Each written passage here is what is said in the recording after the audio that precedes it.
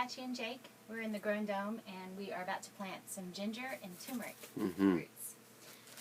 So let me just show you what the ginger and the turmeric roots look like before we put them in the ground. So I mailed myself a bunch of ginger root, and I put them in paper bags inside of Ziploc bags, and it took about 2 weeks for them to sprout in the darkness. And here's one that's got a little sprout on it, so I'm just taking the ones with the sprouts on them and putting them in the dirt. And here is a ginger right here with the sprout on it. So Jake has put together a little mix of soil over there with Happy Frog and organic compost, and what else? The ginger root ready to go in. I'll show them right here. So this is Happy Frog. It's just a good mix of potting soil that has mycorrhizal fungi and bacteria and perlite. It's just a good base mix.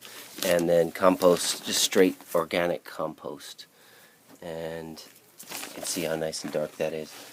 Basic theory is, you can see the dome, how it's set out. It's got a nice skirt all the way around it with beds that are already built up. And the idea is just to part the soil. Like right here, I just parted the soil here. And the soil's really good already, but when we add a skirt of the Happy Frog and a skirt of the compost, you just get a nice planting base. And then you come in with this azomite here and skirt the top, and that's just perfect. I mean, they'll just take off. And then you backfill. Okay, and I'll just show them how to plant turmeric. Yeah. So you want to plant it on its side like this, so that it'll have an opportunity to put out more sprouts. You don't want to put it vertical, you want to put it like that. So, then you just barely cover it. Let the sprout kind of stick out. And you cover it lightly. Nice. And she'll take off, right? Yeah, and she'll get about this tall and have beautiful, fragrant flowers. Bam. Like all these flowers. Yeah. Damiana.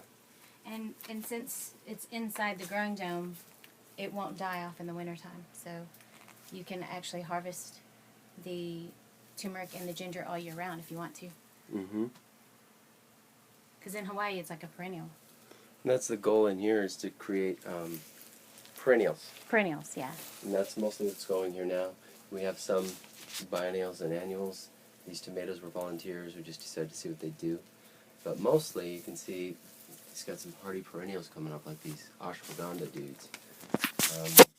The focal point is Ayurvedic plants, Ayurvedic perennials. So they're starting to come up everywhere in here. Why did you choose Ayurvedic perennials? I just love the plants that come from that system, like these Tulsi dudes. This is Krishna Tulsi, and she's really tasty. Tulsi's always called to me, so we have a couple different strains going in here. We have Moringa. Miracle Tree? She's flowering and greening up really nicely. She's new here, so she's just taken to that pot. We have San Pedro to the left. Not necessarily Ayurvedic, but kicking it nonetheless. Yeah, he's enjoying himself. Lots of aloe. Goji, vining up here. And a few flowers this year, but mostly vegetative growth. And in a greenhouse like this, they tend to take on more of a vining growth instead of bushing. So that's... And all of this is in the same soil mix with mycorrhizal fungi. Yeah. Yep. Every time I plant a new plant like this ashwagandha, I put in this little bit of compost, a little bit of azomite, a little bit of mycorrhizal fungi. So eventually, hopefully that mycelium is just holding hands underneath this straw.